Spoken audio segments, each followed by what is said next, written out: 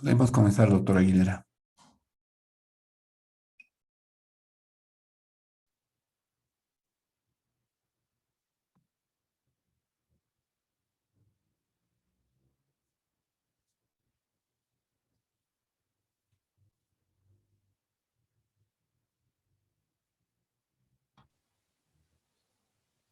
Muy buenas noches tengan todos ustedes.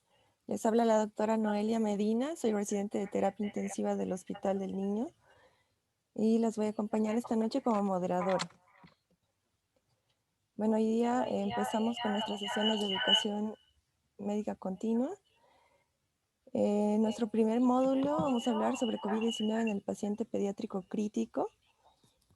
Bueno, pues ahora le voy a dar la bienvenida al doctor Vladimir Aguilera Avendaño, presidente de la Sociedad Boliviana de Terapia Intensiva Pediátrica. Doctor Vladimir, adelante, por favor. Bueno, muy buenas noches. Muchísimas gracias a todos los que ya se encuentran conectados en la plataforma. La verdad que es una alegría en nombre de la Sociedad Boliviana de Terapia Intensiva Pediátrica dar la bienvenida a todos ustedes y pues bueno, ese es un esfuerzo que realizamos para poder llevar adelante este curso. Como bien se ha comentado, van a ser 4 módulos con 4 sesiones en cada módulo, y el objetivo es poder brindar información que pueda servir no solo a médicos de medicina crítica, sino sobre todo a médicos pediatras, médicos urgenciólogos, médicos generales en atención primaria y licenciadas de enfermería, que se van a ver frente al desafío del manejo de un niño potencialmente grave. El objetivo que tenemos con estos módulos es justamente poder brindar una información actualizada a través de las diferentes sesiones y los expositores de alto renombre que tenemos invitados, tanto extranjeros como nacionales, que van a participar a lo largo de estos meses, ¿sí? Pedirles por favor a todos los inscritos que se puedan identificar en la plataforma a través de su nombre y apellido, esto para efectos de llevar registro de asistencia, que es una solicitud que nos pide el Colegio Médico. Nuevamente, gracias a todos, bienvenidos, y espero que el curso pueda ser de provecho para todos y cada uno de ustedes. Muchas gracias antes a la Droguería Inti, nuestro auspiciador oficial de la plataforma, quien desde hace algún tiempo nos colabora con otro tipo de actividades, y el día de hoy nuevamente se hace presente para apoyarnos con este evento. Específicamente el día de hoy vamos a conocer un poco sobre todo lo que ha pasado con la pandemia por COVID-19 y la experiencia de los hospitales Centinela que se han encargado del manejo de este tipo de pacientes a cargo de médicos que en su propia experiencia han llevado adelante el manejo de este tipo de pacientes. Le cedo la palabra nuevamente a la doctora Noelia Medina, quien va a ser la moderadora el día de hoy de la sesión. Bienvenidos nuevamente y buenas noches. Muchas gracias, doctora Aguilera. Bueno, en este momento les voy a presentar a la doctora Francisca Rafael Patricio, quien nos va a dar nuestra primera experiencia en las unidades de cuidados intensivos de hospitalización pediátrica en Bolivia. La doctora Francisca Rafael ha hecho sus estudios universitarios, egresada de la Universidad Autónoma Gabriel René Moreno. Realizó su posgrado de especialidad en pediatría en el Hospital de Niños Mario Ortiz Suárez y su subespecialidad en terapia intensiva pediátrica en el Hospital de Niños Mario Ortiz Suárez. Le damos la bienvenida a la doctora Francisca Rafael. Le cedo la palabra, doctora Francisca. Buenas noches.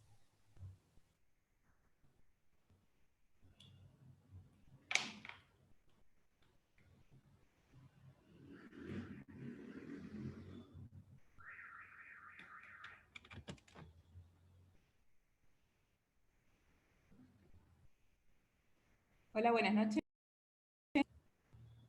Hola, buenas noches, ¿me escuchan? Buenas noches, doctora. Le escuchamos.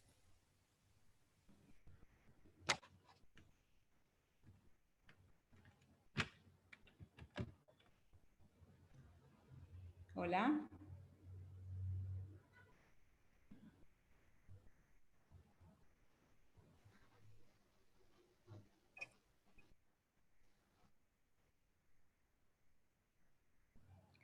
Hola, buenas noches.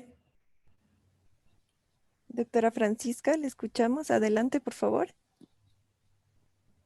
Ok, muy bien, gracias. Ya puedo compartir la pantalla, ¿verdad?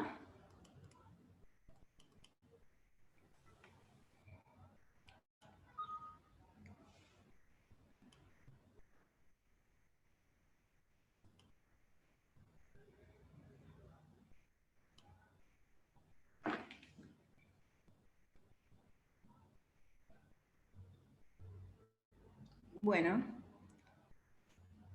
buenas noches a todos. Voy a compartirles nuestra experiencia en la unidad de terapia intensiva del Hospital del Niño Mario Ortiz Suárez. Yo soy la doctora Francisca Rafael, intensivista pediatra.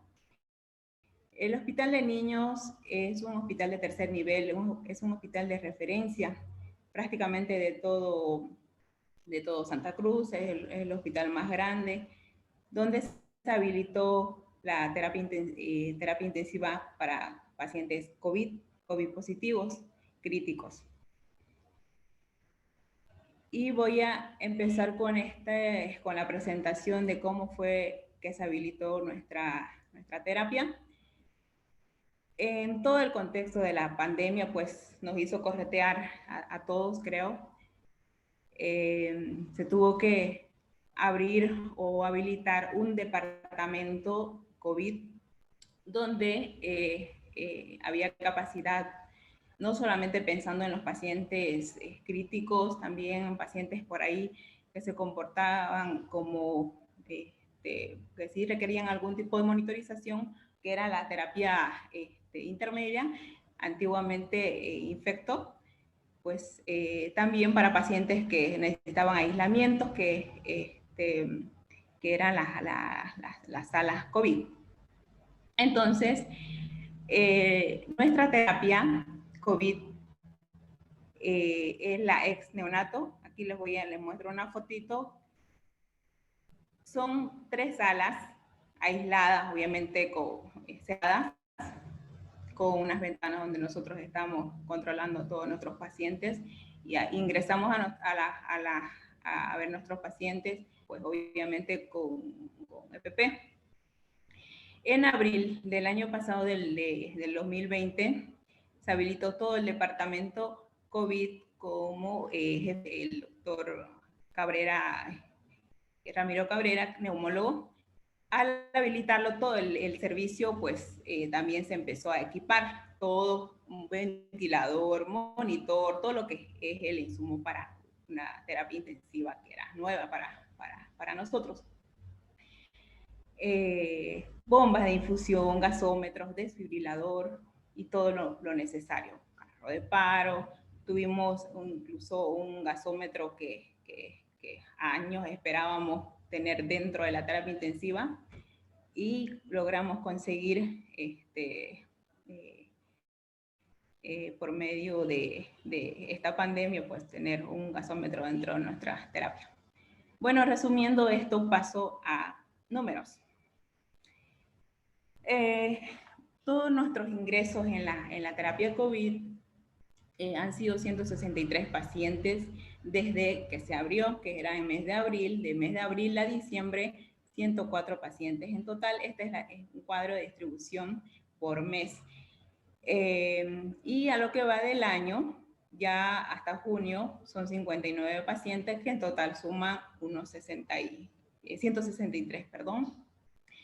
Tenemos 163 pacientes ingresados hasta el momento en nuestra terapia. Este cuadro muestro según distribución de sexo. De todos nuestros ingresos en la unidad de terapia intensiva COVID, con más frecuencia han sido los sexos masculinos, con un 55%, y el sexo femenino 45%. Distribución según frecuencia de niños hospitalizados en COVID por edad. Nosotros en nuestra unidad o en el hospital recibimos pacientes pediátricos hasta 13 años, 13 años y 11 meses, ya mayor de 14 años ya van a adultos, pero también pacientes en nuestro servicio habilitamos para pacientes neonatos. tuvimos hasta el momento, desde abril del año pasado hasta junio, 12 neonatos del total, con un 7.3%. Y los pacientes menores de un año, de un mes a un año, que ha sido el mayor número, ¿no? 43 pacientes, 26.4% del total. Y otro número que podemos ver la curva aquí, los niños que son más grandecitos de 5 a 10 años. Según estos datos, al parecer los niños menores de un año son los más afectados, a lo menos en nuestro caso fueron los más pequeñitos. Distribución según la frecuencia o según la gravedad de nuestros pacientes hospitalizados. No todos fueron tan graves, pero sí tuvimos pacientes críticos en un 41%, 67% del total, con los no críticos pero graves que requerían algún soporte en la terapia intensiva, de estar monitorizado. En un 96% quedaba un 59%. Distribución según requerimiento de oxígeno. En nuestra terapia tuvimos pacientes críticos en un 41% de nuestros pacientes requirieron asistencia respiratoria mecánica. Y otro grupo, 42 pacientes, requirió apoyo de oxígeno. Sumando estos, da como 67% de todos nuestros pacientes requirieron algún soporte de oxígeno. ¿Y qué pasa con el otro 33% que no requirió oxígeno? Entró a nuestra terapia por alguna patología asociada a COVID, pero que tenía patología de base, como pacientes quemados, quirúrgicos, pacientes oncológicos que estaban internados por su patología de base, pero con COVID positivo.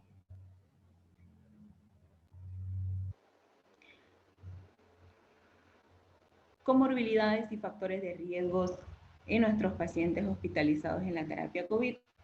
Tuvimos pacientes desnutridos, con epilepsia, cardiópatas congénitas, con PCI, con enfermedad renal crónico, sindrómico, oncológico, pacientes con asma, pacientes con obesidad también, pacientes reumatológicos como lupus, pacientes VIH, pacientes diabéticos, igual que una paciente debutó con diabetes tipo 1 asociada a COVID. En este cuadro muestro el cuadro lo que está en naranja, son pacientes que se han comportado como críticos. De estos desnutridos, por ejemplo, de los 13 pacientes se han comportado como graves. Le siguen los cardiópatas. De los 9 pacientes que tuvimos, 5 pacientes han sido graves. Otro, la obesidad. De los 3 pacientes que tuvimos, 3 se comportaron como graves. Ahora, tuvimos otro rango que aquí vemos los pacientes oncológicos, varios pacientes oncológicos que ingresaron a nuestra terapia, pero que no se comportaron como pacientes críticos. Tuvimos 9 pacientes oncológicos, 1 solamente se comportó como grave, que requirió asistencia ventilatoria, no tanto por COVID, sino fue más por su patología de base. Entonces, resumiendo, al parecer la desnutrición, cardiopatía, obesidad, a lo menos en nuestros casos, es un factor de riesgo para COVID. Entre otros pacientes, tuvimos también pacientes con dengue asociados a COVID. 5 pacientes con COVID, 1 se comportó como grave o crítico. Pacientes quemados, también gran quemados, solamente fue 1 que estuvo con asistencia respiratoria mecánica. Y pacientes quirúrgicos, un gran número, 21 pacientes quirúrgicos, gastrointestinal, politraumatizado o con traumatismo cráneoencefálico, que requirieron asistencia respiratoria, o mejor dicho, terapia, pero que más era por su patología de base, que estaban internados en nuestra terapia, que estos pacientes sí también tuvieron COVID positivo. Ahora, entrando a lo que es el comportamiento de nuestros pacientes críticos en nuestra terapia, se empezó a hablar de lo que son los fenotipos, tipos, clase 1, 2, 3, que era difícil encajar para nosotros porque había como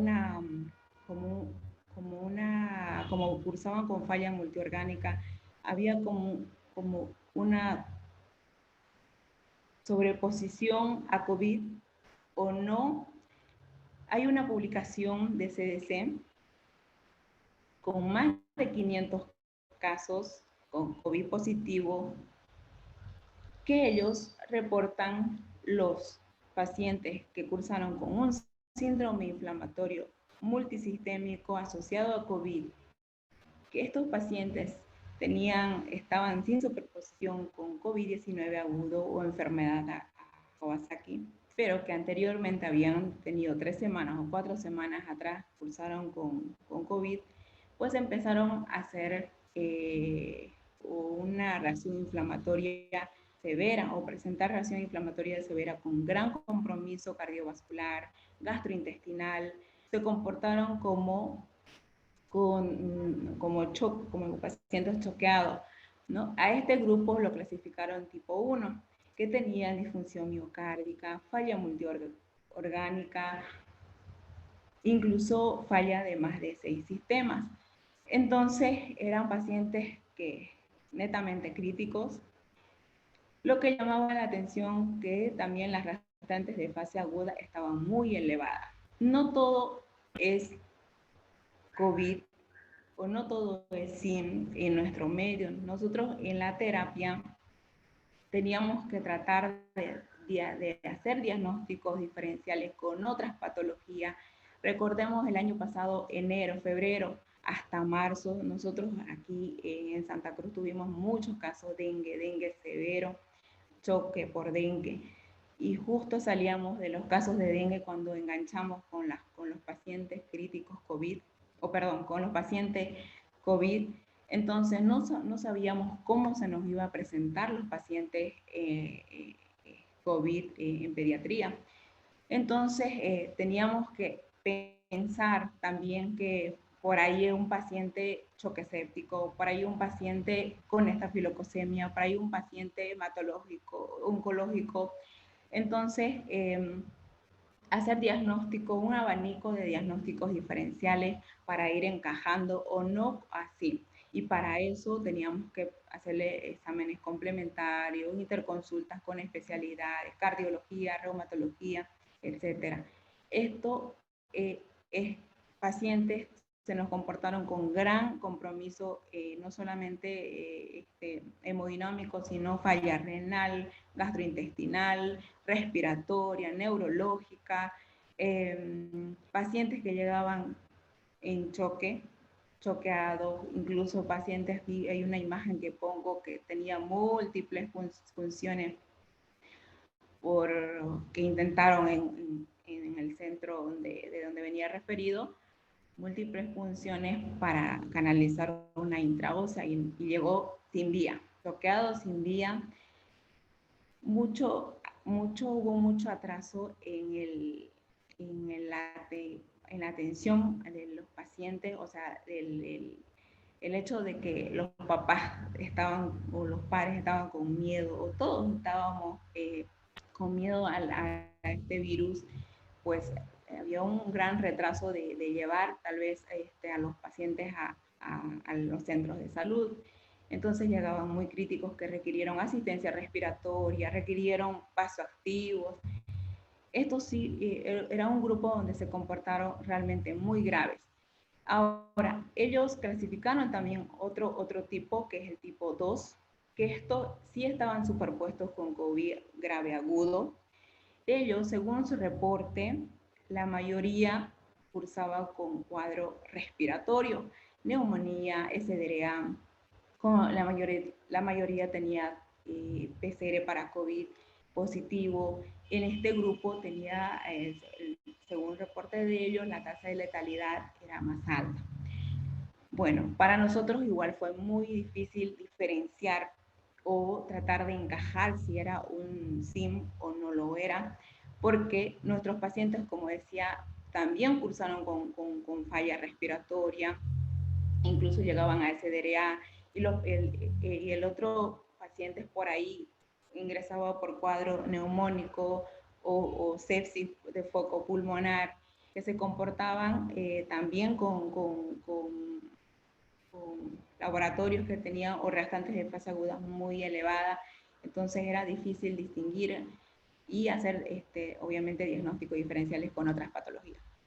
Tuvimos pacientes con SDRA, neumonías, entonces no todo era SIM, y para eso pues teníamos que tratar de encajar, ¿no? Alguno de los tipos. Lo que el tercero, el tipo 3, era pues superpuesto a Kawasaki. Como ya esto para nosotros en realidad era un poco como que más fácil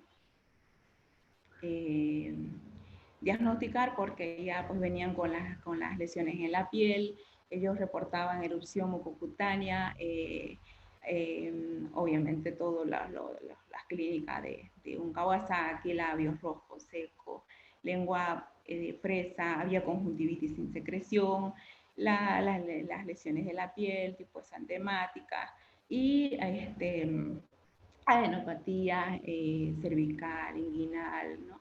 Entonces, axilar.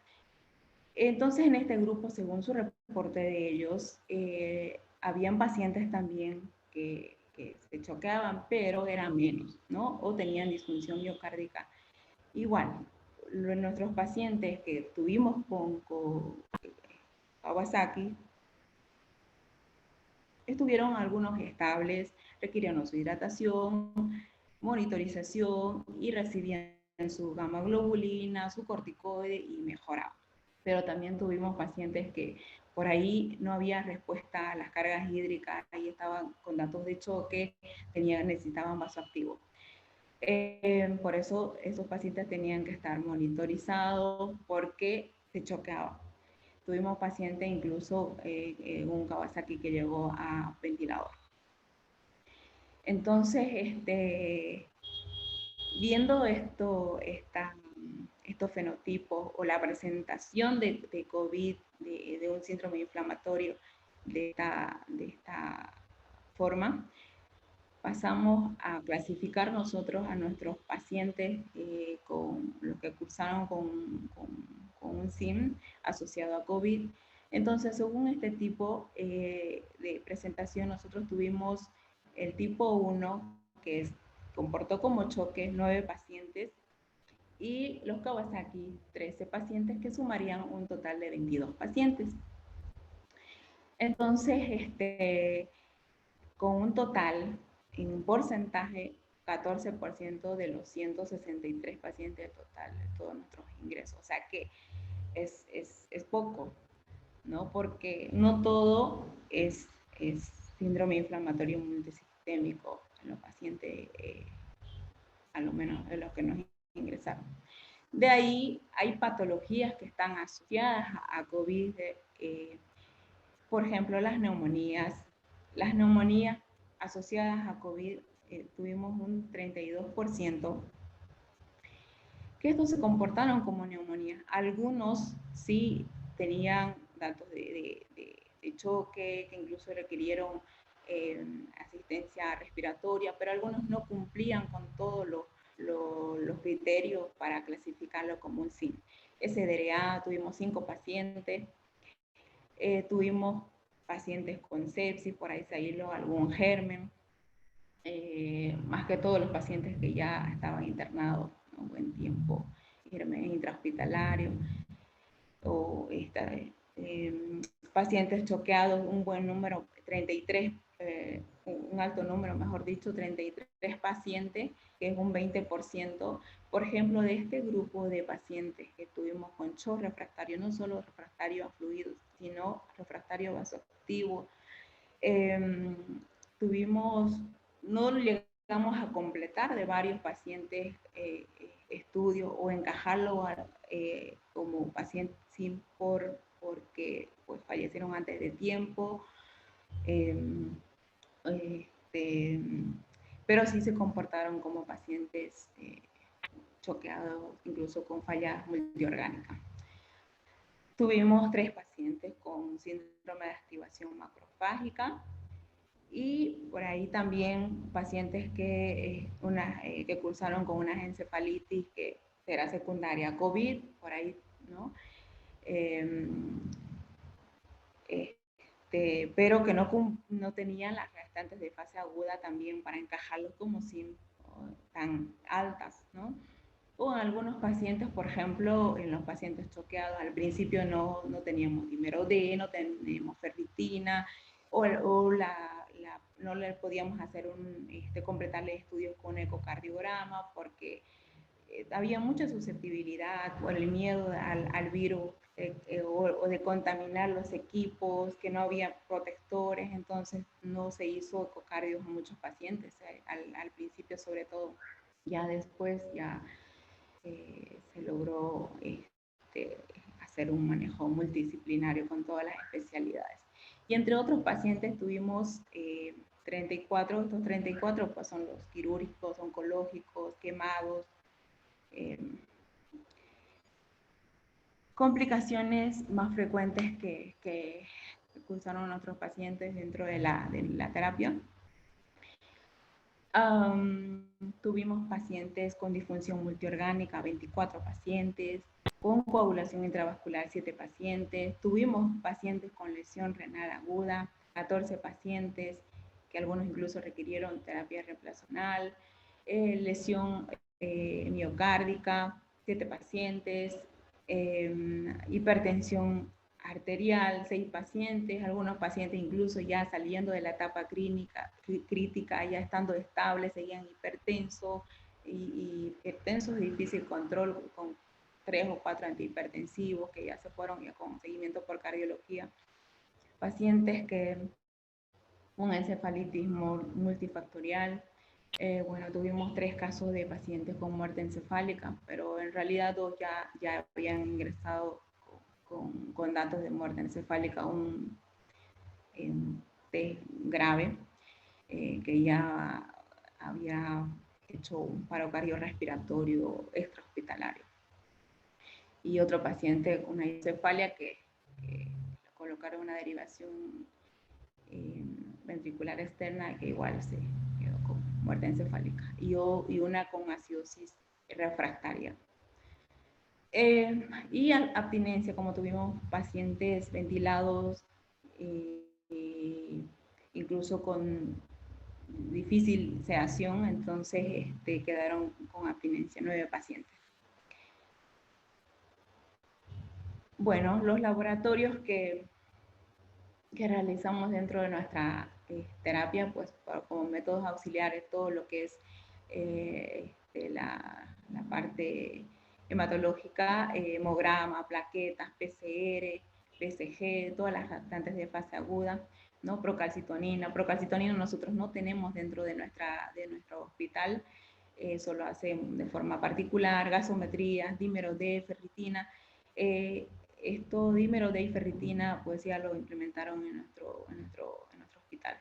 Fibrinógenos, TP, APTT, bueno, y las químicas transaminasas, ureacreatinina, las enzimas cardíacas que igual eso lo hacen afuera. Hay papas, por ejemplo, que no lograban, ustedes saben que nuestro hospital es un hospital público, las mamás venían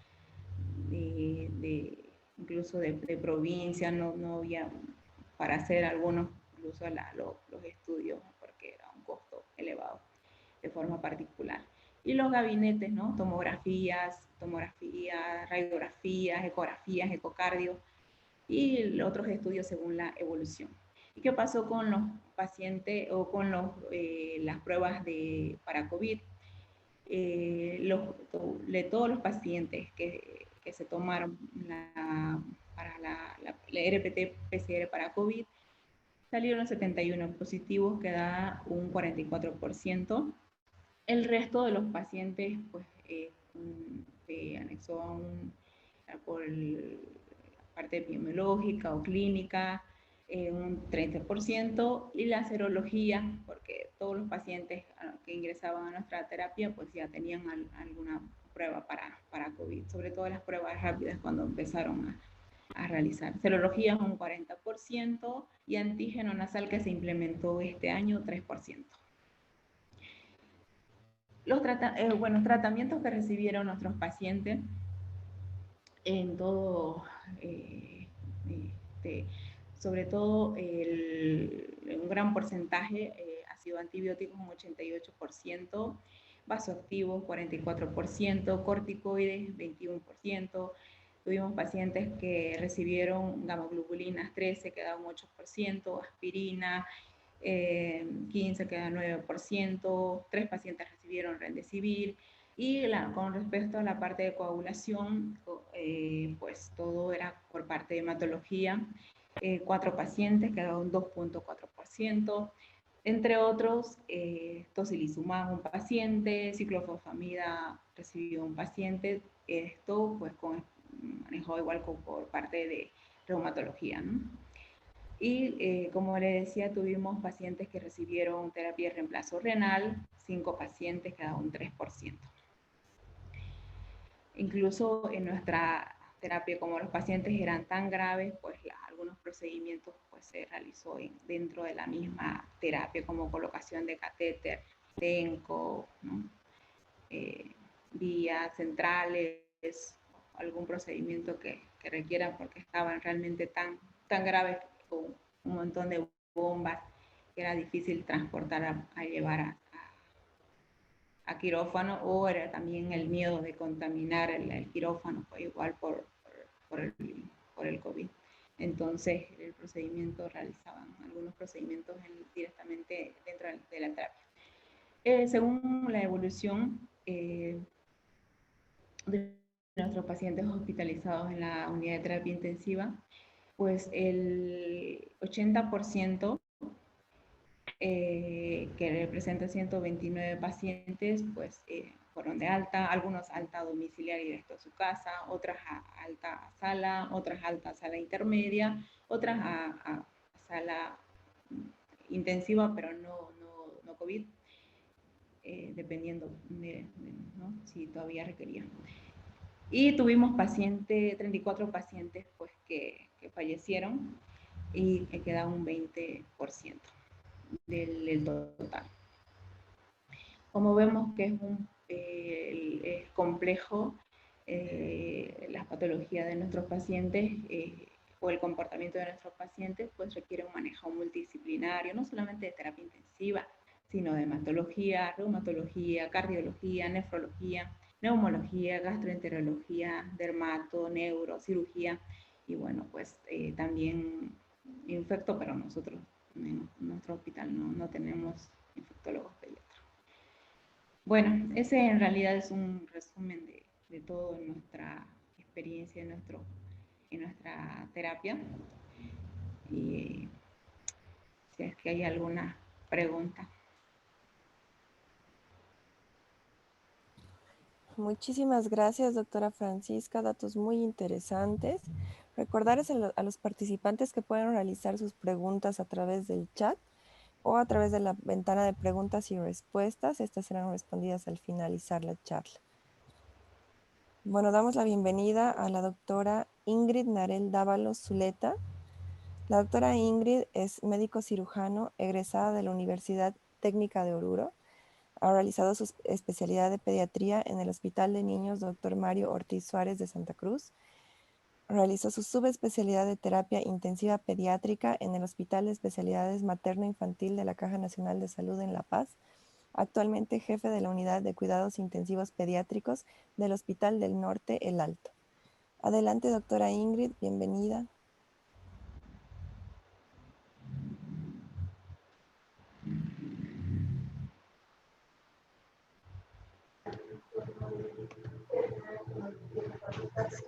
Muy buenas noches, agradecida por la invitación.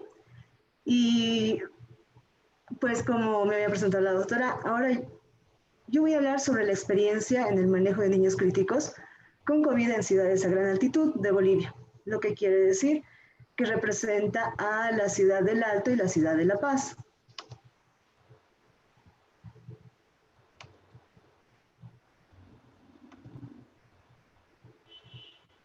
Ya.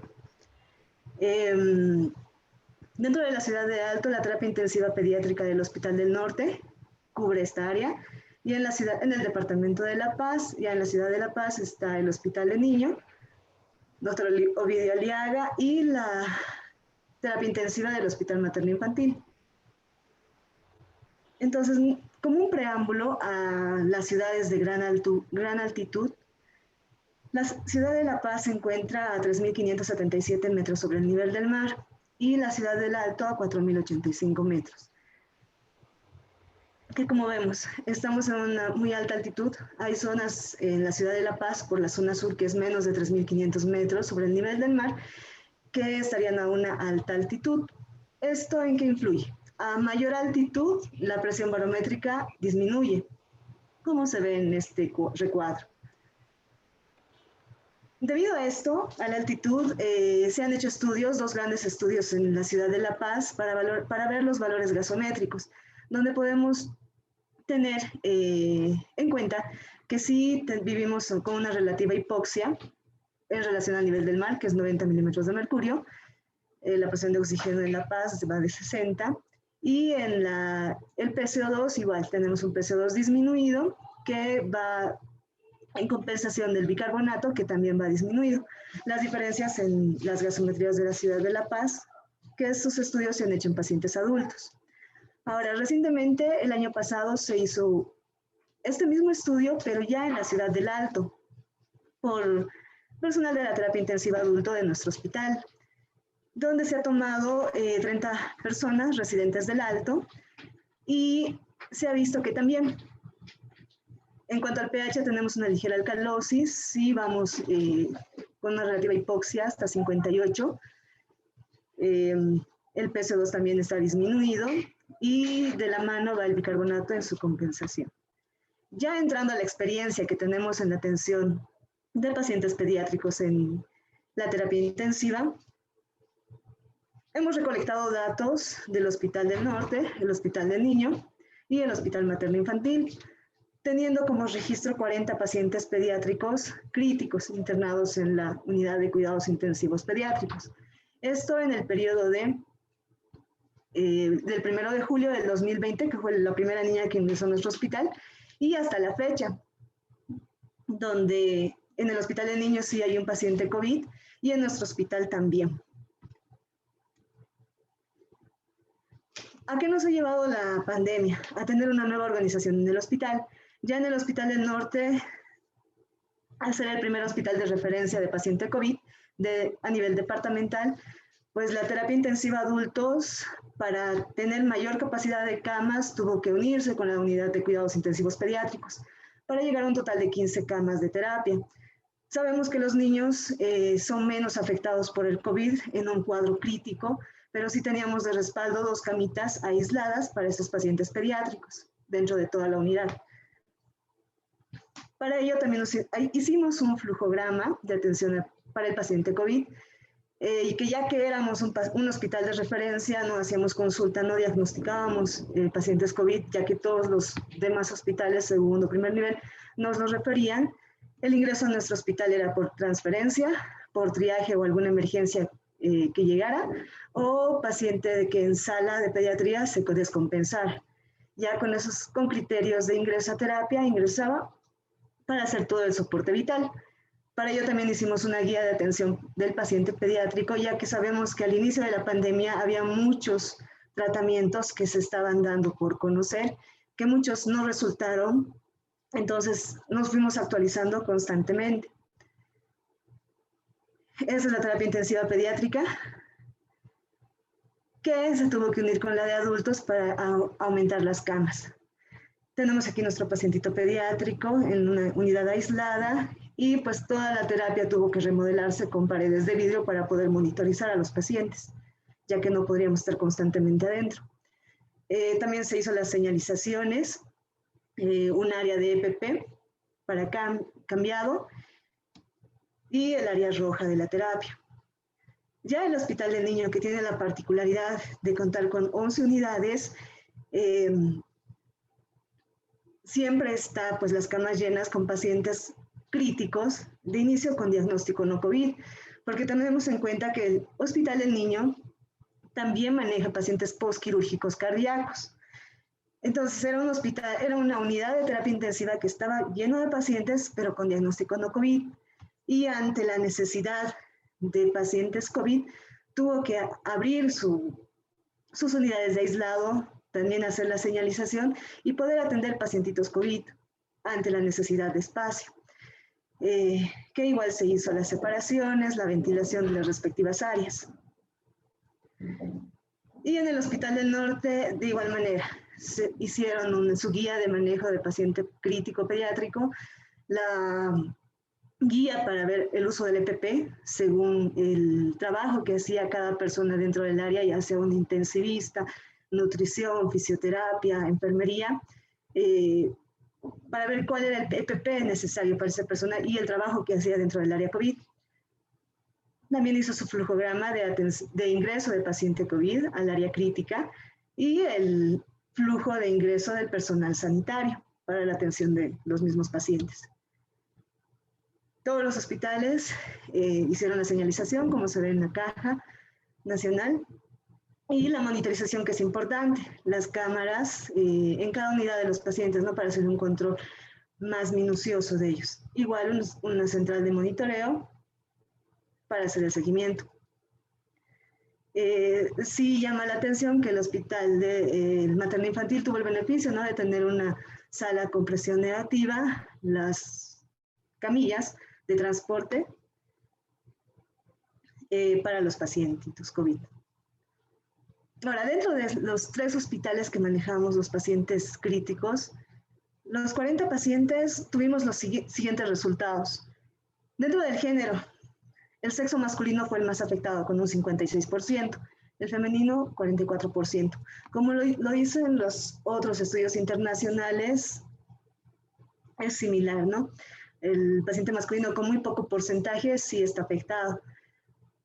La edad de afectación. Dentro de nuestros pacientes, con un 46% están los niños en edad escolar.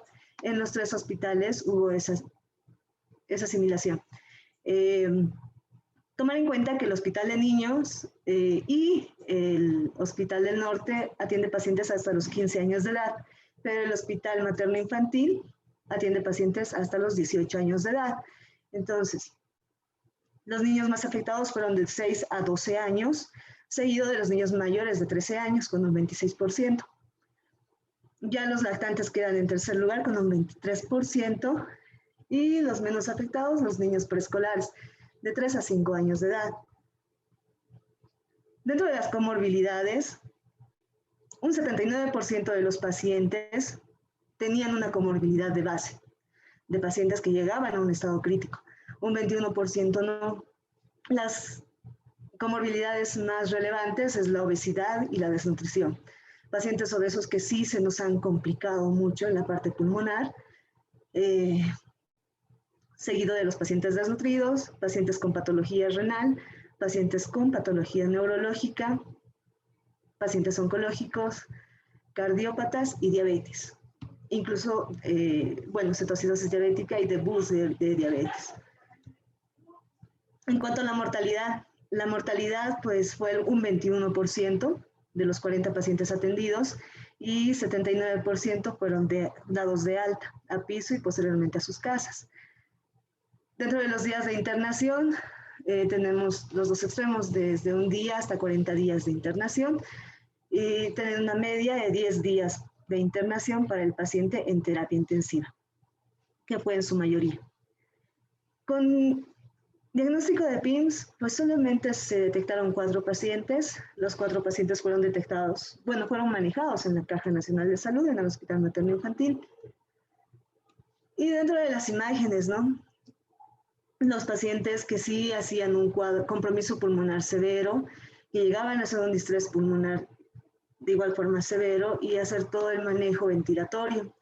Por ejemplo, ese es un niño, un paciente de 14 años de edad que tenía una obesidad mórbida. Entonces se ve la afectación pulmonar que tenía el paciente, ya días después de la internación. Igual en esta imagen, un niño con PCI, portador de traqueostomía, que hizo un SDRA, se complicó, estuvo varios días en ventilación, la evolución de la radiografía. Vimos que la tomografía fue una herramienta importante, ya que aquí tenemos un paciente cardiópata que aparentemente pues se ve la afectación pulmonar, pero no mucha, no se sospecharía de mucho, pero al hacer una tomografía que es del mismo paciente, pues se ve toda la afectación que tiene, sobre todo en la parte posterior de los pulmones. Y pacientes que se complicaron con derrame pulmonar. Ahora, dentro del estudio que se hizo de los pacientes COVID en el Hospital del Norte, esta publicación pues ya va a salir en el tercer volumen de la revista Imaraña, que es la revista del hospital, donde describimos las características demográficas y clínicas de nuestros pacientes. Dentro de estos pacientes atendidos en el hospital, los de sexo masculino fueron los más afectados, 58%. Igual, los niños de edad escolar de 6 a 12 años fueron con un 66.6% más afectados en un estado crítico. El antecedente de un contacto conocido. De 12 pacientes, 10 pacientes tenían un familiar que se había internado en terapia, que estaba enfermo en casa o que había fallecido por COVID. Y generalmente era de contacto intradomiciliario, porque al principio de la pandemia, en la primera y mediados de la segunda ola, los niños no salían mucho a la calle, pero sí eran contagiados por sus otros familiares. La procedencia más urbana que rural, con 75%, y las comorbilidades. Teníamos pacientes renales que fueron más afectados, ¿no? También no dejamos de lado que habían pacientes con obesidad, desnutrición, la enfermedad neurológica y enfermedad tiroidea. Los síntomas más relevantes, la fiebre. Es un síntoma que es común, no es específico. La mayoría de los pacientes cursaba con fiebre, náuseas, vómitos, dificultad respiratoria y ya con tos, dolor abdominal y diarrea, que fue la clínica posteriormente más relevante.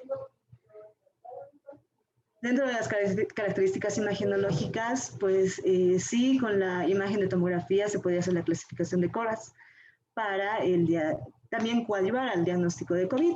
Entonces, dentro de nuestros pacientes habían niños, el 75% con imagen patológica de gran afectación, tenían la imagen de vidrio esmerilado, de consolidación irregular, el patrón de adoquín desordenado y el derrame pleural. Las características laboratoriales que habíamos visto en nuestros pacientes, pues los reactantes de fase aguda estaban elevados, como ser el PCR, el dímero D y la ferritina. Por ejemplo, PCR, la mayoría de los pacientes, el mínimo tenía 14.5 y el máximo de PCR 344. Venían PCRs muy elevados los de los pacientes COVID. La mayoría de los pacientitos tenían linfopenia, menos de 1500 hasta 477. Dímero D igual, elevados, y ferritina. Pues los casos COVID sí han sido de inicio de difícil manejo porque todos estábamos aprendiendo de la patología. Ya a medida que fue pasando el tiempo, se fueron descartando varios tratamientos que estaban equivocados y nos fuimos quedando con pocos de los tratamientos. Ya con ese aprendizaje de toda la pandemia, tenemos aquí unos cuantos de los pacientes que pudieron irse de alta, retornar a su casa, y pues sabemos y está en nuestro conocimiento que nos falta mucho por aprender, que cada vez va apareciendo más y más cosas que debemos actualizarnos. Y quedar con eso, ¿no? Que sí están cambiando, la pandemia nos ha cambiado mucho. Esta era nuestra terapia intensiva antes de la pandemia, Y como ahora yo sé que todos ustedes pues hacen la atención del paciente con todo el EPP puesto. Ya no tenemos ese contacto con el paciente como lo teníamos antes. Seguimos, claro, viendo a los pacientes, pero ya con toda la protección necesaria, que esto sabemos que va a ser para largo. Todavía tenemos que seguir acostumbrándonos, seguir llevando a cabo nuestras actividades con todas las modificaciones que se dan, pero en el pro de nuestros pacientes. Gracias. Muchísimas gracias a usted, doctora. Excelente presentación. Gracias por compartir su experiencia en COVID-19 en paciente pediátrico crítico.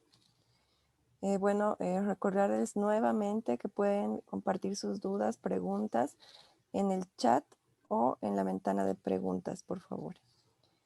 En este momento, vamos a leer la primera pregunta. ¿Qué aspectos tomaron en cuenta para el inicio de aspirina en niños con COVID? ¿Algún laboratorio, edad, comorbilidades y a qué dosis? Por favor, doctora.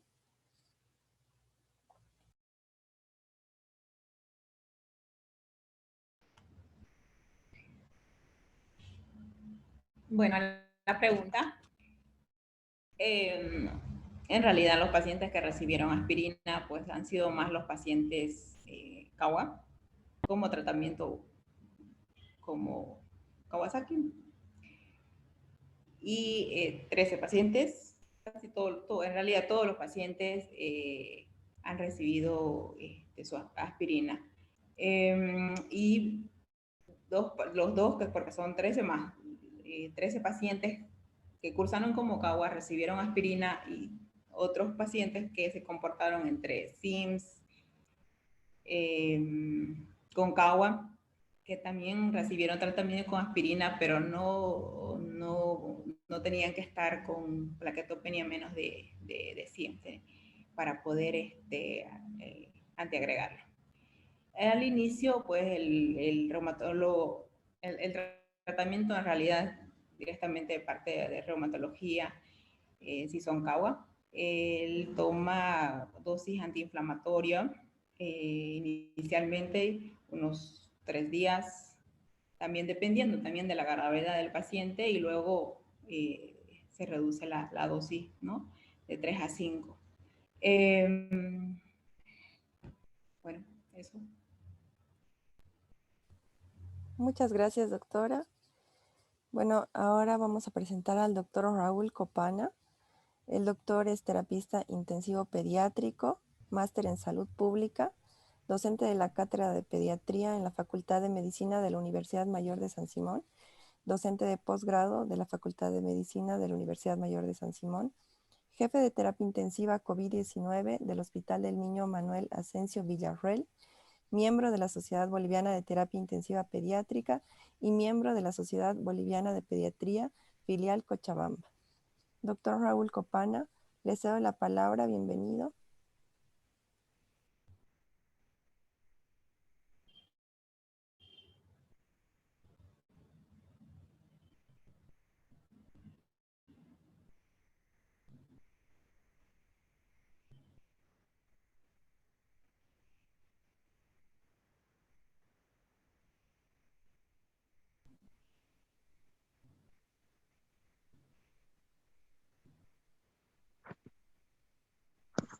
Buenas noches, muchas gracias por la introducción. Bien, vamos a, en primera instancia, agradecer a los organizadores por esta iniciativa. El tema que vamos a presentar es un estudio que hemos podido realizar entre varios hospitales y la presentación titula Pediatría COVID y Bolivia. Comentar que no existe ningún conflicto de intereses en la presentación del presente tema, y que vamos a abordar 3 aspectos principales. Primero, cómo se comporta el COVID en Bolivia, cuál es nuestra experiencia y cómo podemos anticiparnos a un caso complicado. Empezaremos con algunos antecedentes de qué se sabe del COVID en Bolivia. Este es un artículo publicado en JAMA por un economista que explica que Bolivia es realmente un ejemplo de país de bajos ingresos y con un sistema con muchos conflictos, con muchos temas. Además de que se suman muchas zonas, digamos, de vulnerabilidad en nuestra población y mucho más en la edad pediátrica, lo que hace que cualquier estudio realizado en nuestro país sea realmente una elección para otros que tengan las características similares de bajos y medianos ingresos. Este es el primer trabajo publicado, es publicado en Travel Medicine and Infectious Disease por el doctor Escalera, que estaba a cargo de Telesalud en el ministerio, en el cual hacen el reporte de los primeros casos importados de Italia y de España. En este grupo de primeros pacientes ya se encuentra un paciente pediátrico de 13 años que ingresa a la ciudad de Oruro. Es interesante nuestra geografía. Hemos escuchado la presentación de la doctora Dávalos, que nos menciona que las ciudades de muy alta altitud y alta altitud tienen características propias en cuanto a las presentaciones clínicas. Y algunos otros estudios sugerían, ustedes deben recordar algunos publicados al inicio de la pandemia, ¿no? Con pocos pacientes, por supuesto, sugerían que la altitud podría brindar cierto tipo de protección.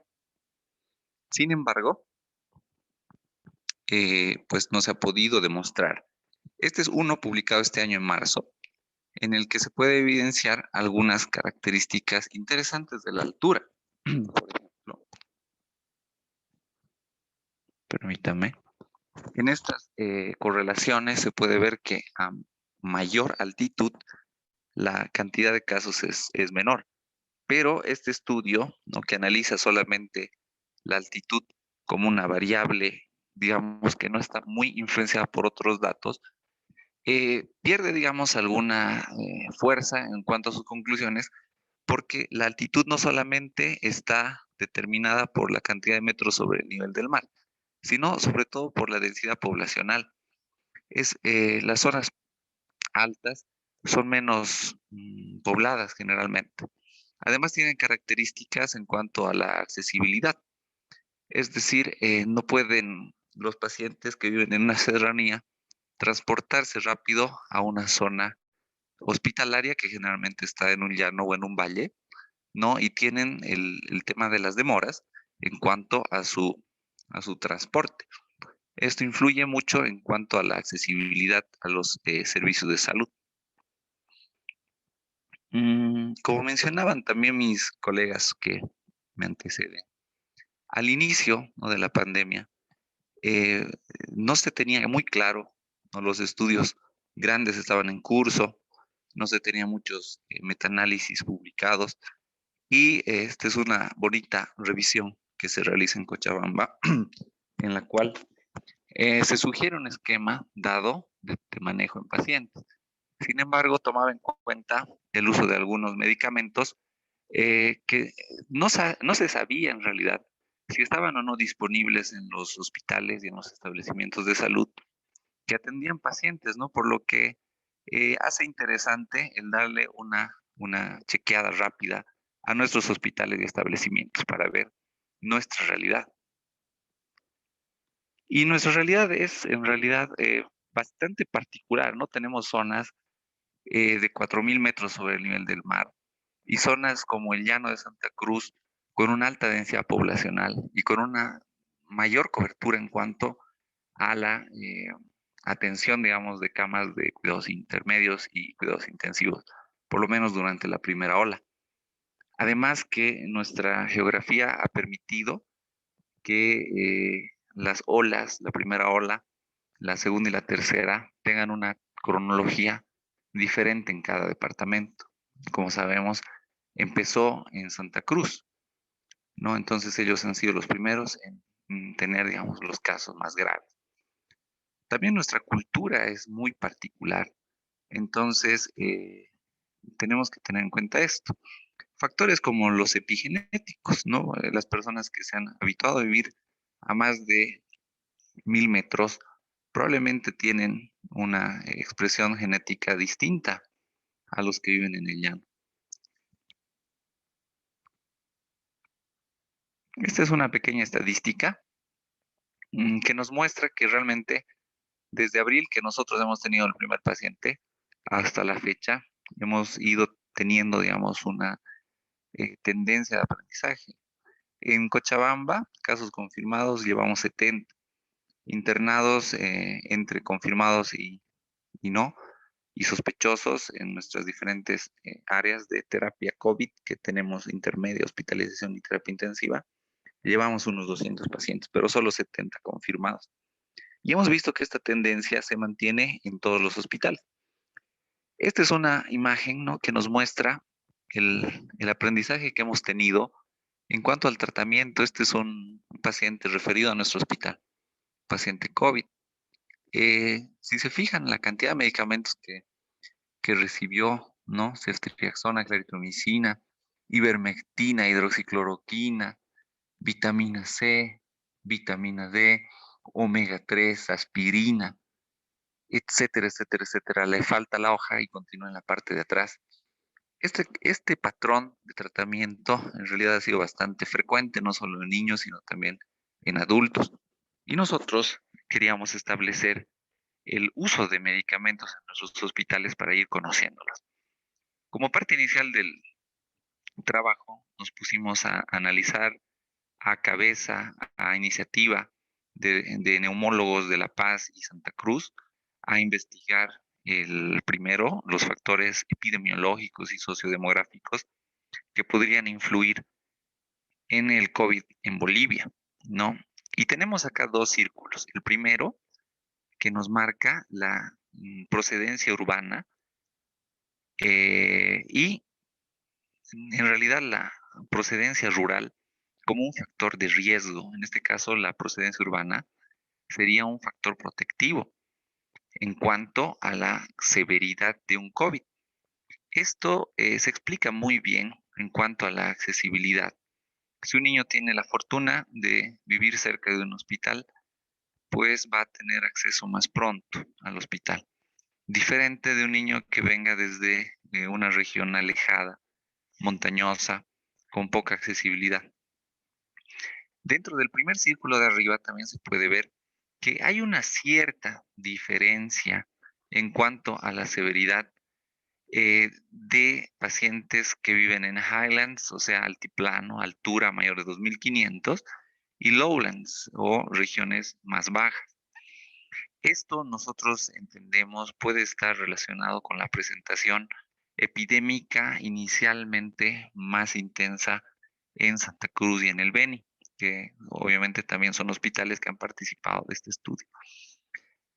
Más abajo, en un segundo círculo, vemos otros datos que nos llaman la atención. El hecho de que un niño tenga una enfermedad de base es un factor de riesgo para que esté presente un cuadro más grave. Y hay dos cosas que llaman mucho la atención, que son los días en cuanto a la aparición de síntomas y la búsqueda de ayuda o atención médica. Este es un factor de riesgo para enfermedad más grave. Y esto se explica muy bien por la educación de los papás. En nuestro país es muy frecuente que los padres se demoren en buscar atención médica. Esto por diferentes factores, como el más importante mencionamos, la educación, pero también factores culturales, como la tendencia a buscar primero remedios caseros y medicina tradicional. También los días hasta el diagnóstico son importantes y esto refleja de forma indirecta la accesibilidad a nuestros hospitales, porque desde el hospital de provincia alejado hasta establecer el diagnóstico en un hospital de segundo nivel o de tercer nivel, en los pacientes graves transcurre en término medio 3 días o más, ¿no? 5 días o más. Esto conlleva que el tiempo se considere para nosotros un dato muy importante en nuestro país. En cuanto a lo clínico, no tenemos muchas variaciones ni en Highlands, Lowlands, o sea, altitudes y lugares llanos, ni en la presentación de pacientes severos o o de severidad menor. Ni tampoco tenemos, digamos, diferencias muy significativas en cuanto a los días de cada uno de estos síntomas. En cuanto a los signos o hallazgos, es muy importante mencionar lo que comentaba la doctora Dávalos. Tenemos que adaptar nuestros protocolos a la altitud a la que vivimos cuando hablamos de oxigenación, porque es realmente importante la diferencia que existe en cuanto a lowlands, en los lugares altos de nuestro país y los lugares bajos, y los lugares altos, por supuesto. En cuanto a los exámenes complementarios, el único que vemos que tiene una cierta incidencia en cuanto a la severidad es el recuento bajo de leucocitos.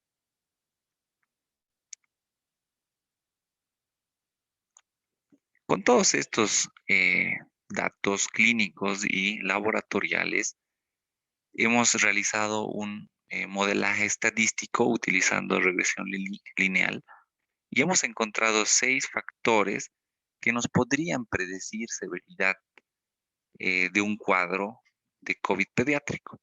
Estos son la edad, la fiebre al ingreso, los días desde la aparición de los síntomas hasta la búsqueda de atención médica, la dificultad para respirar, los vómitos y las lesiones cutáneas.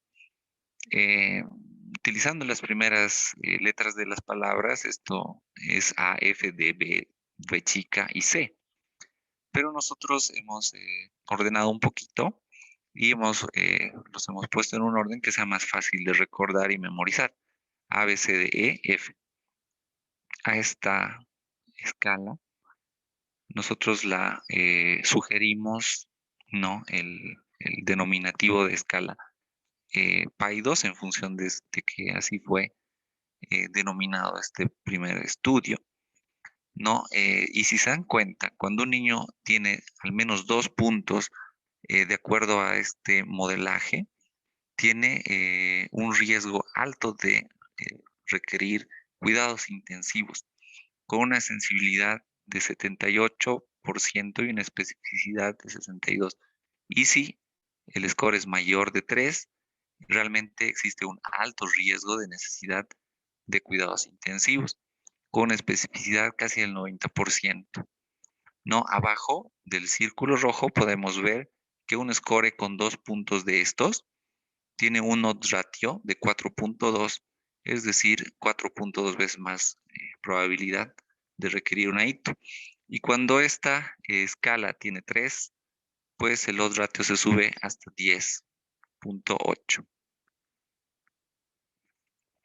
Con este primer estudio, pues nosotros tratamos ya de implementarlo y de validarlo. Hasta la fecha todavía sin resultados publicados. Para responder la última pregunta, ¿no? ¿Y qué tratamientos podemos ofrecer? Realizamos un análisis porque nos interesaba mucho saber qué tratamientos realizamos en la actualidad en nuestros distintos hospitales. Y nuevamente encontramos esta llamativa diferencia entre departamentos de diferentes altitudes. Y así como la doctora de Santa Cruz explica que tiene una casuística muy alta en su terapia intensiva, esto se refleja en nuestros datos, viendo que la región de los llanos tiene una mayor ocupación de sus unidades de terapia intensiva. Esto para nosotros es un dato que se mantiene siendo interesante. Para establecer un tratamiento, hemos procurado de estadificar a los pacientes COVID de acuerdo a las fases clínicas de la enfermedad. Hemos visto que en los distintos hospitales se han recibido pacientes en fase 2A, es decir, con una enfermedad leve a moderada y sin hipoxemia, en 40 pacientes, lo que representa el 28%. Y aquí está marcado en rojito el cuadro gripal, 5 casos. ¿Esto por qué? Porque los pacientes que tienen obviamente un PCR positivo para COVID, más algún factor de riesgo, se han internado, ¿no? Póngase un niño cardiópata desnutrido con síndrome de Down, más PCR positivo y un cuadro gripal activo. En 5 oportunidades en el estudio ha sido un criterio de internación. Esto en función del riesgo alto que tienen estos niños de complicarse. La etapa 2B, enfermedad grave o una neumonía con hipoxemia, 52 pacientes, 37% de nuestras muestras. Vemos que, al igual que lo que sucede en Santa Cruz, nuestro primer diagnóstico de enfermedades entre graves y críticas es una neumonía. 33 casos, lo que representa un 63%. Otros que, al igual que en todos los hospitales, son los casos de pacientes que tenían PCRs positivos y otras enfermedades, ya sean oncológicas, quirúrgicas, traumatológicas, quemados, etc. Sepsis, PIMS y SDA ocupan lugares más bajos en cuanto a esta estadificación. Y las etapas 3 o críticas han significado 48 pacientes, ¿no? 34,3% de nuestros sujetos. Y está marcado en círculo que 7 de estos pacientes han sido manejados en salas de hospitalización por falta de capacidad instalada de terapias intensivas. Dentro de la distribución de patologías que conforman estas etapas críticas, ya vemos que aparece el shock como una de las causas frecuentes, 9 casos, PIM 7 casos, SDRA 4 casos en ese entonces, y empiezan a aparecer cuadros neurológicos. Meningoencefalitis, 2 casos que se sumarían con uno que está en la etapa 2B, para dar 3 casos en total en este primer estudio, lo que hace ver también que el COVID tiene una presentación, si bien en un bajo porcentaje, de afecciones neurológicas. En cuanto a la mortalidad, en cuanto a la severidad, nosotros vemos que en todos los hospitales participantes hay 3 conductas que pueden reducir la severidad de un cuadro. Primero, el más conocido, el uso de corticoides. Estos se asocian definitivamente con cuadros que se van, digamos, disminuyendo en cuanto a días de internación y severidad. Asimismo, el uso de vancomicina y enoxaparina cuando estaban propiamente indicados. Cuando el paciente tiene un cuadro severo, por lo general se queda internado un término medio de 12 días con un desvío estándar de 9. Cuando el cuadro es leve, moderado, se queda 8 días con un término con una desviación estándar de 7. Esto nos tiene que dar la idea de que un paciente con COVID se queda entre 1 y 2 semanas, por lo menos, para planificar nuestros espacios y nuestros cupos. En cuanto a mortalidad, creo que los 3 hospitales y las 2 doctoras que me han antecedido han dado datos muy similares a los que tenemos a nivel nacional. La mortalidad de nuestra serie de casos es de 18 pacientes, lo que representaría alrededor de un 14%, un 15% de el total de niños admitidos al hospital. Y hemos visto algunas medidas que pueden asociarse a una mejor sobrevivencia, como ser un manejo adecuado y bastante agresivo de la fiebre. Así también como vemos que la clindamicina en esta serie de casos se comporta de una manera negativa, aumentando el riesgo de mortalidad de nuestros pacientes. Vemos que muchos de esos niños van a requerir uso de ventilación mecánica y de terapia de sustitución renal, por lo que son pacientes que requieren un manejo complejo. En función de todo lo que hemos visto, que disponemos, antes de esta diapositiva les comento muy pocos casos reportados en nuestro país de uso de ivermectina e hidroxicloroquina, por si acaso, y ningún caso que hayamos conocido en nuestro estudio de uso de antivirales. En función de todo lo disponible en los hospitales de nuestro país, nosotros recomendamos el siguiente esquema de manejo. Estadificar es una buena estrategia para ser apropiados y proporcionales en nuestros manejos. En los pacientes de etapa 1, cuando tenemos un paciente asintomático o síntomas muy leves, el tratamiento es simplemente de sintomático, orientar al paciente y a la familia. Y es importante que utilicemos los valores de saturación adecuados para nuestra altitud, tomando en cuenta que 90 es el umbral bajo para ciudades por debajo de lo que se consideraría ciudades de altura. Y 85 es el valor bajo para las que se consideran ciudades de altura. Las formas leves se manejan de la misma manera, solamente considerando en algunos casos eventuales la internación cuando sumen muchos factores de riesgo. Las etapas en las cuales hay una neumonía, pero no existe hipoxia o hipoxemia, el tratamiento es de sostén y se puede indicar antibióticos si existe evidencia de sobreinfección. Y en aquellas neumonías en las que exista hipoxemia, el tratamiento también es de sostén. Se puede indicar antibióticos si se sospecha de una sobreinfección y está indicado el uso de corticoides. Dentro de nuestra serie de pacientes hemos visto que el corticoide más disponible por su costo y su disponibilidad farmacéutica es la dexametasona, por lo que mantenemos la recomendación de su uso, aunque también se describen pues algunos casos en los que se utiliza metilprednisolona. La enoxaparina no está indicada de rutina, pero sin embargo se puede considerar cuando el caso lo amerita y es, digamos, justificada de forma individual. La etapa 3 o del paciente críticamente enfermo, hemos dejado cerrada la, digamos, hoja o la columna de recomendaciones porque requiere un manejo muy específico y debe basarse en los protocolos y guías de manejo para cada una de las patologías críticas, ya sea distrés, shock, PIMS o cualquier otro.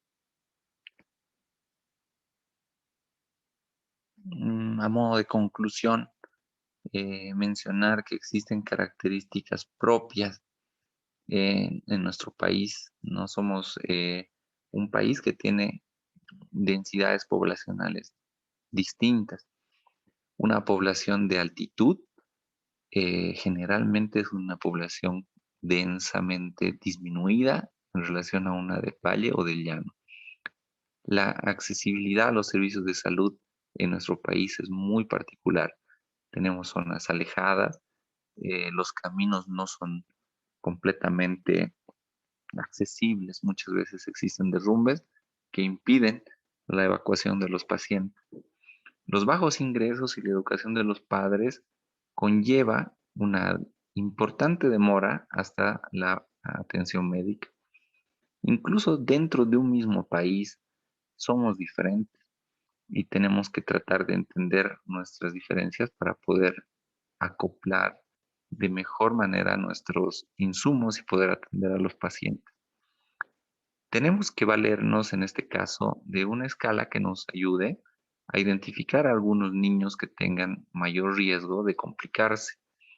La que sugerimos es la escala que hemos presentado, el score que hemos presentado. Finalmente, el tratamiento debe enfocarse dentro de un esquema realista, procurando hacer el uso de nuestros fármacos, los que tenemos disponibles en nuestros servicios, y evitar hacer uso de otras drogas. Hemos visto una indicación con 2 hojas de medicamentos, muchos de ellos sin una clara indicación o sin un claro beneficio en un niño con neumonía y sin hipoxemia. Y a modo de cerrar, ¿no? esta charla, comentarles esta nota. ¿no? Esta nota es reciente, del periódico Los Tiempos de Cochabamba, y titula Betania, una niña que murió fulminada por la COVID. Presten atención al primer párrafo de esta nota. Dice Betania, para los reportes médicos es un número más que se suma a la estadística de personas que fallecieron en Bolivia por la COVID. Pero Betania era una niña de 4 años que junto con sus padres veinteañeros, Rosemary Grover, y además de su pequeña hermana de 1 año, buscaba una vida mejor en la ciudad, lejos de su natal Cocapata, que es una de las regiones más alejadas que tiene Cochabamba y se encuentra en la cordillera del Tunal. Entonces, esto nos hace reflexionar sobre la importancia que son cada uno de nuestros pacientes. Qué feo, qué pena por nosotros que un encabezado de un periódico empiece mencionando que para los médicos un niño es un número más. Hay que hacer el esfuerzo para que esto cambie, no solamente en la opinión pública, sino en la realidad diaria. Y bueno, muchas gracias por su atención. Muchísimas gracias, doctor Copana, por su excelente exposición.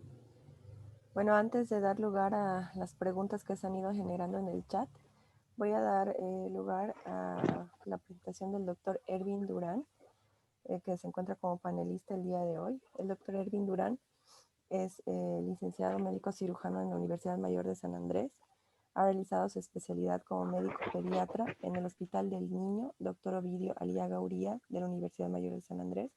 Su subespecialidad ha sido realizada como medicina crítica pediátrica en el Hospital Infantil de México Federico Gómez, de la Universidad Autónoma Nacional de México, y actualmente se desempeña como pediatra intensivista en el Hospital de Especialidades Materno-Infantil de la ciudad de La Paz. Doctor Ervin, le cedo la palabra, por favor. Buenas noches. Primero agradecer la invitación y agradecer también que se tomen estas iniciativas por la sociedad, que seguro nos van a ayudar a crecer en el conocimiento en esta primera etapa sobre COVID y más adelante en otros temas. Felicitar a los expositores por las excelentes pláticas que dieron. Pláticas que nos ayudan a comprender la realidad de nuestro país. Hemos podido ver que la pandemia que ha modificado realmente la vida en nuestro planeta ha puesto o ha dado lugar a poder medir en qué situación se encuentra nuestro sistema sanitario. Y pues hemos visto, como acaba de decir el doctor Copana, la realidad a la que estamos sometidos. Ya yendo en relación a los temas, pues las estadísticas que nos presentaron nuestros colegas van muy de la mano en relación a las estadísticas que se presentan a nivel mundial.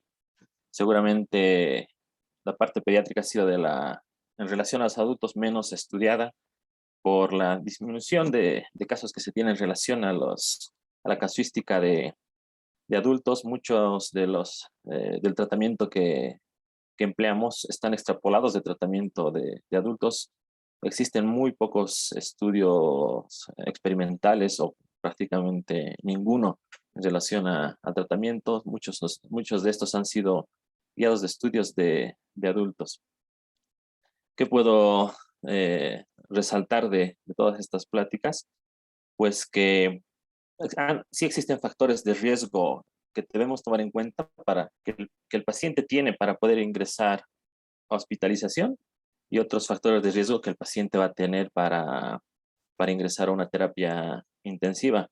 Y algo que ha marcado a nivel mundial, y lo dijo el doctor Copana claramente, es la inequidad social. Claramente hemos visto que los sectores rurales han llegado pues tardíamente a internarse en nuestros nosocomios. La incidencia y la mortalidad en COVID es superior en las personas con, llamémosle, con economía baja o clase social baja. Lo mismo ha pasado en Estados Unidos. tal vez no extrañamente, pero los latinos han sido los que han tenido mayor mortalidad y mayor incidencia en cuanto a casos de COVID. Ya considerando el tema de ingreso a terapia intensiva, sí hemos tenido en el hospital donde trabajo casos que nos han llevado a retos, ¿no? En cuanto al tratamiento, porque en el hospital donde trabajo manejamos niños hasta los 19 años prácticamente, entonces sí algún tratamiento hemos extrapolado de los pacientes adultos, como es el caso de la anticoagulación, que no lo hemos usado en pacientes pequeños, sí en pacientes adolescentes. La mayor parte de nuestros pacientes han sido pacientes con sobrepeso, algunos con obesidad mórbida, que está relatado también así en la literatura. Otro factor de riesgo que los citan y que probablemente no todos los hospitales podamos contar es, por ejemplo, considerar el PCR como factor de riesgo para ingreso a terapia intensiva e incluso para mortalidad. Es un factor de corte de 17 en la mayoría de los estudios. Otros datos que debemos tomar en cuenta para vigilar a los pacientes que vayan a ingresar a terapia intensiva, y así como lo dijo el doctor Copano en su estudio, han sido fiebre, vómitos, dolor abdominal, y la disnea en particular ha marcado sí un factor de riesgo para ingresar a terapia intensiva, así como para requerir asistencia ventilatoria mecánica. En los casos que hemos tenido en el Hospital Materno Infantil, hemos requerido pronar a una paciente que ha resuelto el problema y ha podido ser egresada de nuestra terapia intensiva. Otra vez digo, ha sido un reto para todas las instituciones el poder tratar con este tipo de pacientes. No teníamos conocimiento hace 1 año y 3 meses de lo que es COVID. Ahora contamos con mucha bibliografía, ya les digo otra vez, mucho extrapolado de pacientes adultos. Y bueno, eso por comentar por ahora. Muchas gracias, doctor Durán. Bueno, ahora vamos a dar lugar a las preguntas que se han ido generando en el chat. Bueno, les comparto la pregunta. ¿Se le hizo laboratorio de péptido natriurético a los pacientes con COVID? Y si se hizo, ¿qué resultados dieron en relación a los pacientes COVID positivo? Por favor, doctores, para responder esta pregunta, les cedo la palabra.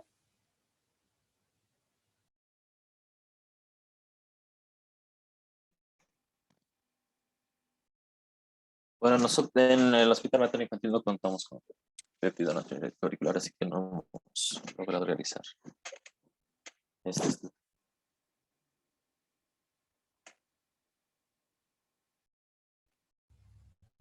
Muchas gracias, doctor. No sé si alguno de los otros expositores quiere responder a la pregunta para pasar a la siguiente.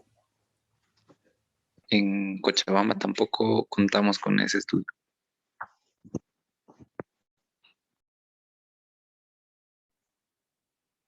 En el Hospital de La Paz, en el Alto sobre todo, tampoco se hizo el laboratorio, más que todo por la falta de recursos económicos de las familias.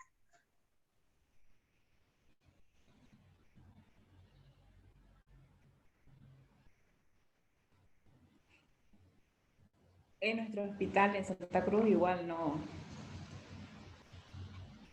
se hizo. Perfecto, doctores. Muchas gracias por responder esta pregunta. La siguiente pregunta, bueno, felicita a los expositores. Además, menciona una pregunta: en los diferentes estudios y experiencias presentadas, ¿se han analizado datos de mal pronóstico? Por ejemplo, hay literatura que indica la linfopenia importante que denota mal pronóstico. En nuestro medio, ¿se ha analizado alguno de estos factores? Les cedo la palabra, doctores, por favor.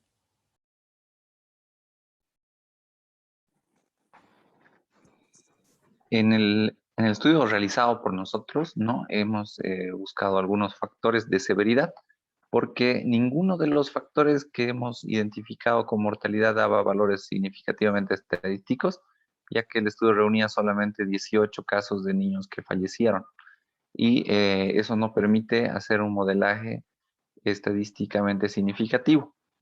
Pero en cuanto a severidad, se han fijado la escala nuestra, ninguno de los criterios es laboratorial, ¿no? Se incluyen criterios un poquito epidemiológicos y algunos clínicos, pero no, no hemos encontrado alguno de los que teníamos, no que haya dado significativo y que haya sido incluido en el modelaje.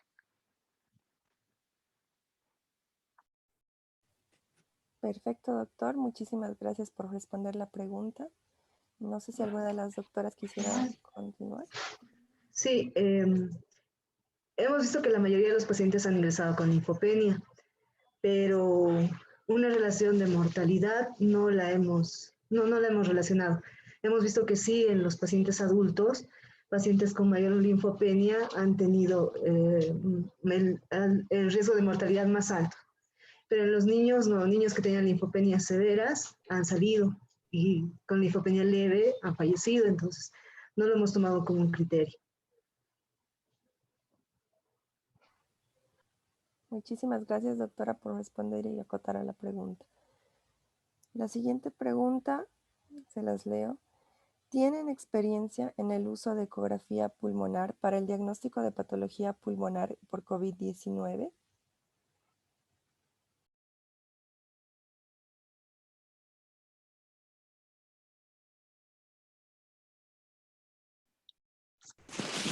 Bueno, en Santa Cruz no. En Cochabamba utilizamos como elemento de imagen de diagnóstico la tomografía pulmonar. En la cabecera del paciente sería de utilidad la ecografía, pero de momento no lo estamos empleando.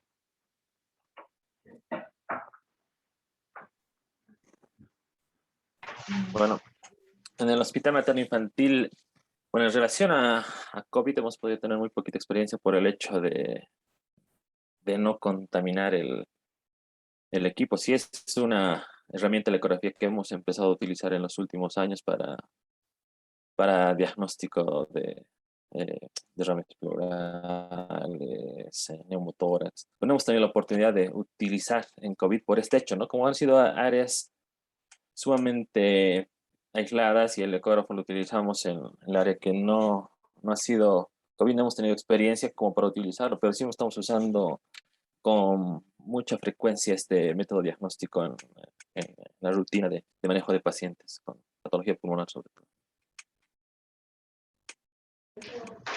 De igual forma, para hacer el seguimiento de COVID o diagnóstico de COVID no hemos usado la ecografía, sí para las complicaciones en el hecho de derrames pleurales, atelectasias, en ese caso sí, pero para seguimiento de COVID no.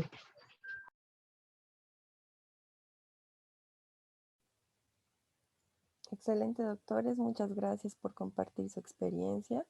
Y la última pregunta para la doctora Ingrid Dávalos. ¿Solo tomaron en cuenta los hospitales públicos? ¿Tienen estadísticas de las cajas privadas? Solo se tomó en cuenta hospitales de referencia.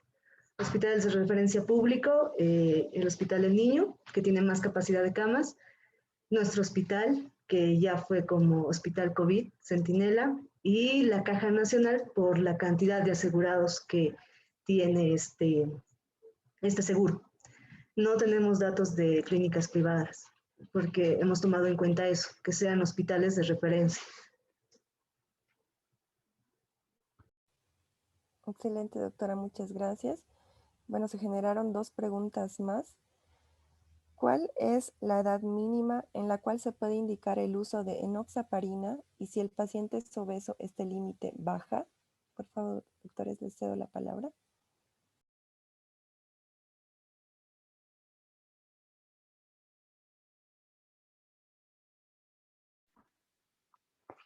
Bueno, yo creo que no hay una edad mínima para la indicación, no, más bien sería haber definido algún criterio para el inicio, ¿no? Dependiendo de la clínica o de lo que tú quieras resolver, estaría indicado sin darle mucha importancia a la edad. En cuanto a la obesidad, ¿cuál era la pregunta? Si el paciente es obeso, ¿este límite baja? Hay una dosis máxima, ¿no? Que es de 60 miligramos, o sea, si el paciente pesa 100 kilos, la dosis va a ser esa.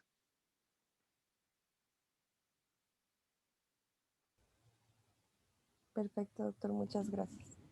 Ojo, por favor, con la enoxaparina, todo lo que es la parte de la anticoagulación. No podemos medicar nosotros sin tener evidenciado algún trombo, algún que tenga indicación de anticoagular.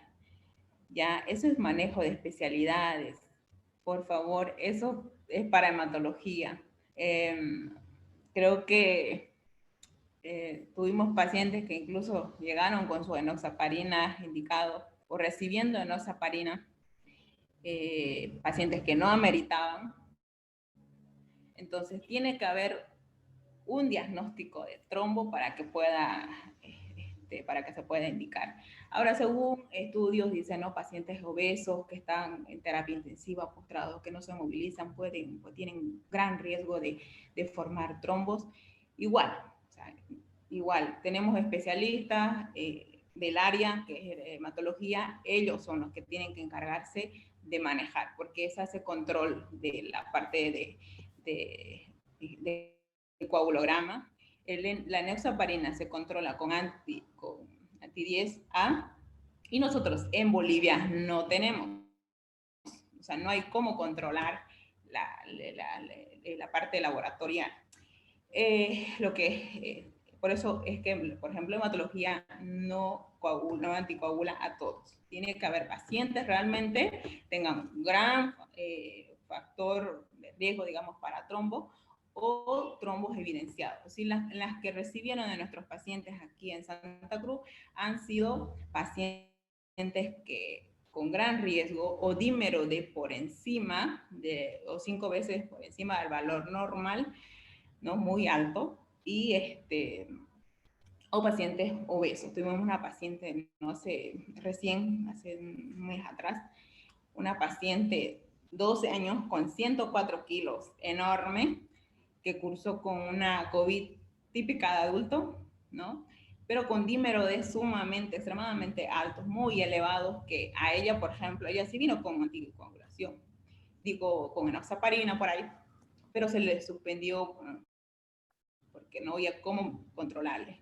Le volvimos a repetirle lo que es dímero D, toda la parte, cómo se complicó porque ese paciente estuvo en ventilación. Entonces, pues, y por la obesidad, y porque tuvo un dímero D muy, muy alto, y porque era un COVID, un cuadro pulmonar que se comportaba como adulto, en adultos sí creo que lo usan mucho, los intensivistas sobre todo. Pero en pediatría, por favor, cuidemos, o sea, eso no nos corresponde meternos con la parte de la coagulación. Eso es para hematología. Entonces, esos pacientes, por ejemplo, o los obesos, que tengan factores de riesgo, pues eso sí, podría requerir anticoagular, pero si no, no. Excelente, doctora, muchísimas gracias. La siguiente pregunta menciona, ¿cuándo usaría tocilizumab o remdesivir? Por favor, doctores. Bueno, creo que yo hablé sobre el tema porque la verdad es que igual, eso los pacientes que realmente, pese a haber recibido gamma globulina, corticoides, cursaron todavía con cuadro febril persistente, ¿no? Antibióticos, por ahí, no había mejoría, hay una reacción inflamatoria severa con restantes de fase aguda muy elevada, pues ya el manejo, después de haber administrado gamma globulina, corticoides, pues ya viene por parte de reumatología. Eso también es indicación de especialidad que corresponde a reumato. Hemos utilizado solamente en una paciente que no respondió a gamma ni a corticoides. Eso sería. Y Remdesivir, usamos en 3 pacientitos. Igual, chicos, tiene que ser pacientes grandes, más de 10 años, sobre todo pacientes que por ahí cursan con un cuadro respiratorio. En esos casos sí hemos llegado a usar, pero niños pequeños porque no hay nada evidenciado para COVID, por eso no podemos indicar, no tenemos todavía estudios que evidencien su uso. Sí, de acuerdo con la doctora, la edad mínima es 12 años, pero no hay, digamos, suficiente evidencia a favor para el uso del Remdesivir en función de la sobrevivencia. En adultos sí, al parecer en inicios tempranos del antiviral se puede reducir el número de días de internación, días de UTIP, pero no sobrevivencia. Y en cuanto al tocilizumab, acá no hemos tenido oportunidad de utilizarlo, ni el Remdesivir, en vista de que lo que recomendamos es básicamente un manejo de sostén. Los pacientes, como hemos visto, llegan generalmente en días avanzados desde el inicio de su enfermedad y en fases de complicaciones, pero por lo general no en fases iniciales.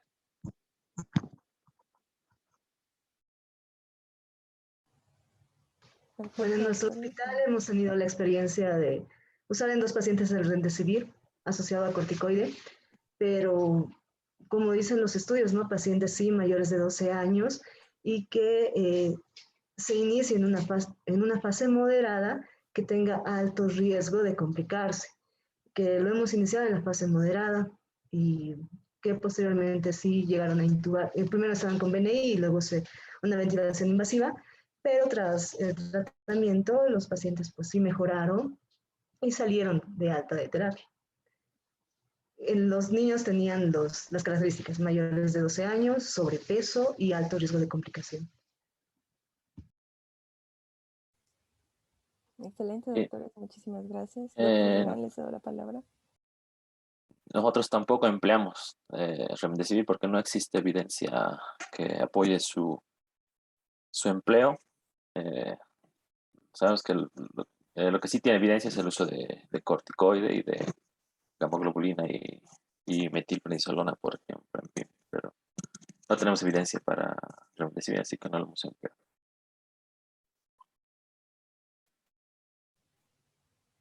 Muchas gracias, doctor. Bueno, por razones de tiempo, concluimos las respuestas a las preguntas generadas. Doctor Vladimir Aguilera, le cedo la palabra para cerrar con esta primera sesión. Bueno, muchísimas gracias a todos nuestros expositores, a todo el auditorio que nos ha seguido a través de la plataforma Zoom. Creo que ha sido una sesión muy enriquecedora. Nos sentimos felices por haber iniciado esta actividad el día de hoy. Les pedimos disculpas a todas las personas que se han sumado a la sesión. Tuvimos unos minutos de retraso en el inicio del evento por cuestiones netamente de logística. Vamos a, evidentemente, tratar de iniciar puntuales en las siguientes sesiones. Y bueno, este módulo de COVID-19 tan apasionante, nos quedamos con un par de preguntas que no hemos podido responder por razones de tiempo. Pero bueno, las siguientes sesiones vamos a continuar con este tema. Invitarles a la sesión del siguiente jueves, donde también les pedimos que nos ayuden con la difusión. Creo que es un curso muy interesante y vamos a iniciar la participación de nuestros invitados internacionales. Nos va a acompañar el doctor Andrés Castillo, que es médico de la terapia intensiva del Hospital dependiente de la Pontificia Universidad Católica de Chile, además del licenciado Rodrigo Adasne, él es terapista respiratorio, y estaremos hablando sobre lo que representa el soporte ventilatorio en los pacientes COVID-19 desde los cuadros moderados a graves, y luego cómo hacer el manejo del destete del ventilador, además de las estrategias de fisioterapia respiratoria que tenemos que brindar a los pacientes en esta condición. Será una experiencia importante conocer lo que nos puedan comentar nuestros amigos de Chile, y bueno, los esperamos en esta sesión. Agradecerles nuevamente a todos por su participación y nos estaremos reencontrando el siguiente jueves. Muy buenas noches.